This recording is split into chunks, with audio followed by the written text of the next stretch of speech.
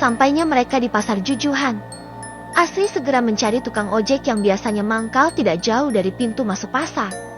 Malah terlihat heran saat menapakkan kaki di depan pasar tradisional itu.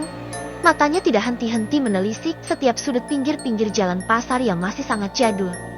Tidak ada bangunan permanen seperti ruko di dalam sana, yang terlihat hanya terpal berwarna-warni yang terbentang di atasnya. Ingin sekali malah masuk ke dalam pasar itu dan melihat-lihat ke dalamnya. Barangkali ada sesuatu yang bisa dibeli untuk dibawa pulang sebagai oleh-oleh. Akan tetapi dia urungkan niatnya, mengingat waktunya yang tidak banyak karena sudah menjelang sore. Malah tidak mau nantinya malah merepotkan Asri. Cukup lama berjalan akhirnya sampai juga di pangkalan ojek. Di sana terlihat beberapa orang laki-laki yang tengah duduk menunggu penumpang. "Ojek deh," ucap salah seorang bapak-bapak di sana menawarkan jasanya. "Iya pak," jawab Asri sopan. "Mau kemana deh?" "Ke Desa Rowojoyo pak." Beberapa orang di pangkalan ojek itu saling pandang. "Bapak bisa antarkan kami ke sana?" tanya Asri kepada tukang ojek yang sudah beruban itu. "Maaf dek, cari yang lain saja. Saya sudah mau pulang soalnya," ucapnya menolak secara halus. "Bapak bisa antar kami berdua?" tanya Asri ke tukang ojek yang lainnya. "Aduh, maaf dek. Sudah sore. Saya tidak berani," tolak yang lain lagi. Asri mengangguk. Wanita itu berjalan menghampiri tukang ojek yang sedang duduk di atas motornya. Tanpa lelah dan putus asa, Asri kembali bertanya kepada salah seorang tukang ojek itu. "Mas, bisa antar kami berdua?" "Maaf mbak, gak bisa," tolak laki-laki muda itu. Melihat semua orang yang ada di sana menolak untuk mengantar ke kampung Asri, malah terlihat mulai kesal, tangannya mengepal, dadanya kembang kempis karena marah. Malah menarik lengan Asri menjauh dari pangkalan ojek. "Sudahlah Sri, kita cari hotel saja untuk menginap. Besok pagi baru pulang ke desamu," ucapnya memberitahu. "Di sini tidak ada hotel atau penginapan seperti di kota." "Nyonya, kenapa kamu gak ngomong dari awal kalau di sini tidak ada hotel? Kan Nyonya tidak tanya." Jawabannya jujur. "Lagi pula saat di rumah tadi, Nyonya juga tidak mau mendengar perkataan saya," imbuhnya lagi. "Ya ampun Asri, jadi tadi kamu mau bicara soal ini?" "Iya Nyonya." "Terus kalau sudah seperti ini sekarang harus bagaimana dong?" "Ya harus mencari kendaraan yang mau mengantarkan kita ke Desa Rowojoyo lahnya." Meskipun kenapa?" Asri terlihat lesu. Wanita itu merubah pandangan melihat pasar Jujuhan yang sudah mulai sepi. "Asri, kemungkinan tidak ada yang mau mengantarkan kita ke Desa Rowojoyo malam ini Nyonya." "Memangnya kenapa tidak mau Sri?" "Karena mereka takut melewati Alas Setoyo." "Nya, alas?" Dahi malah berkerut bingung.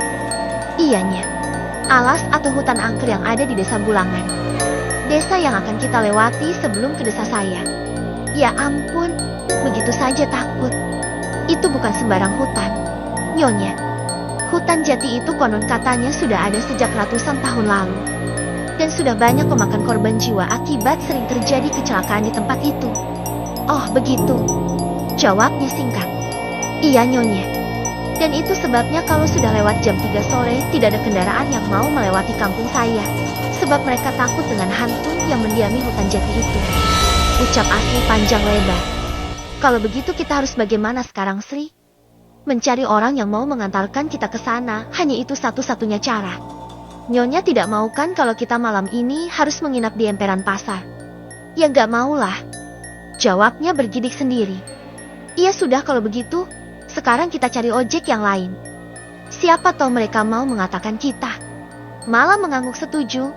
Mereka pun berjalan memutari pasar guna mencari orang yang sudi mengantarkannya ke Desa Rowojoyo. "Kalau bukan demi bisa hamil, aku lebih memilih pulang saja malam ini daripada harus susah-susah seperti ini," ucap Mala dalam hati. Asri terlihat putus asa, sebab sudah banyak tukang ojek dan beberapa tukang becak yang dia datangi tadi. Akan tetapi semuanya menolak. Hal itu membuat Mala merasa bersalah, sebab dia tidak mau mendengar perkataan Asri saat tadi sebelum berangkat. Wanita itu berjalan menghampiri tukang ojek yang pertama kali didatanginya tadi. Asri yang sudah lelah memilih duduk dan membiarkan Mala pergi. "Permisi pak." Beberapa dari mereka menoleh ke arah Mala. "Ada apa mbak?" Tanya pemuda tadi. Apakah ada yang mau mengantarkan saya ke desa Rowojoyo sore ini? Semua orang di sana mengeleng. Kalau saya bayar 3 kali lipat dari tarif biasanya, kira-kira apa ada yang mau?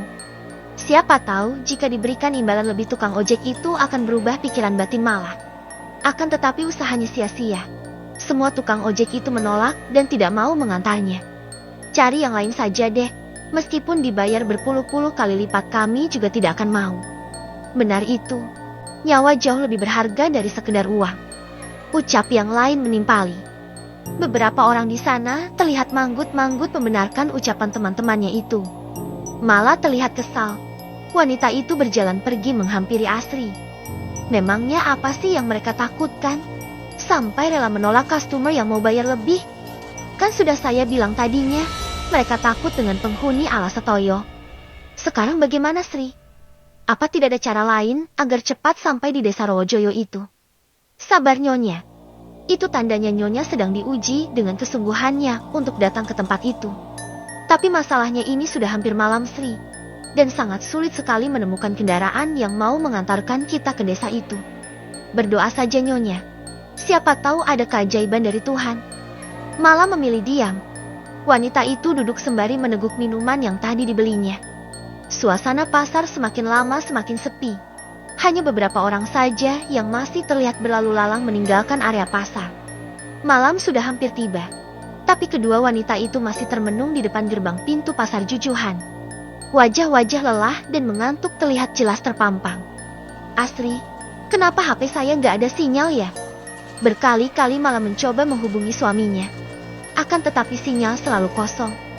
Sinyal di sini memang seperti itu, Nyonya. Nanti juga muncul kembali. Sudahlah, kendaraan susah. Sinyal pun gak ada. Malah yang kesal akhirnya memasukkan kembali benda pipih itu ke dalam tas. Hening. Keduanya sama-sama diam. Malah mulai risau karena takut jika Bayu saat ini tengah khawatir karena ponsel malah tidak bisa dihubungi. Pikirannya mulai tidak tenang, bagaimana kalau suaminya itu memutuskan untuk pulang sebelum malah kembali. Malah benar-benar dilemah. Dia tidak menyangka jika jalannya serumit ini untuk sampai di desa Rowojoyo. Jarum jam menunjukkan pukul 5:30 sore. Langit mulai tertutupi awan gelap. Suasana pasar semakin sepi karena tukang ojek yang tadi mangkal satu persatu sudah mulai pulang. Gerbang pasar pun sudah ditutup oleh 2 orang penjaga di sana. Malah mulai takut, ditambah suasana jalan raya yang mulai sepi senyap, hanya terdengar suara bising dari binatang malam yang mulai muncul. Sejak tadi malah tidak melihat bangunan rumah di sekitar pasar. Sepanjang jalan yang terlihat hanya hamparan kebun kosong dan pohon-pohon besar yang menjulang di tepian jalan. Itu sebabnya malah mulai tidak nyaman dan merasa takut jika nanti datang orang jahat yang mencelakai mereka di sana. Asri, sampai kapan kita harus menunggu di sini? Saya juga tidak tahunya. Mungkin sampai larut atau bahkan sampai pagi. Malah terlihat kaget saat mendengar jawaban Asri. Kalau sampai pagi lebih baik kita cari masjid terdekat saja dan izin menginap di sana barangkali boleh. Ucapnya memberi saran. Tunggu sebentar laginya. Biasanya jam segini ada andong yang lewat. Ucap Asri memberitahu. Andong? Iyanya. Nah itu dia andongnya. Ucap Asri sembari menunjuk ke ujung jalan setapak. Malah menoleh melihat ke arah jalan yang ditunjuk oleh Asri. Benar saja di sana tampak seorang laki-laki tengah memacu kudanya dengan cepat. Trap, trap, trap. Langkah kaki kuda itu semakin mendekat ke arah Asri dan malah tiba-tiba angin berhembus cukup kencang bersamaan dengan berhentinya andong tepat di depan kedua wanita itu. Malah terheran-heran pasalnya andong yang Asri maksud itu lebih mirip seperti kereta kuda di zaman kerajaan tempo dulu, begitu juga dengan Pak Kusir yang membawanya. Laki-laki berpakaian adat Jawa itu menatap Malah dan memperhatikannya dari atas sampai bawah. Mau kemana, Endok? Tanya kakek-kakek pemilik andong itu. Mau ke desa Rowojoyo, Mbah. Jawab Asri sopan.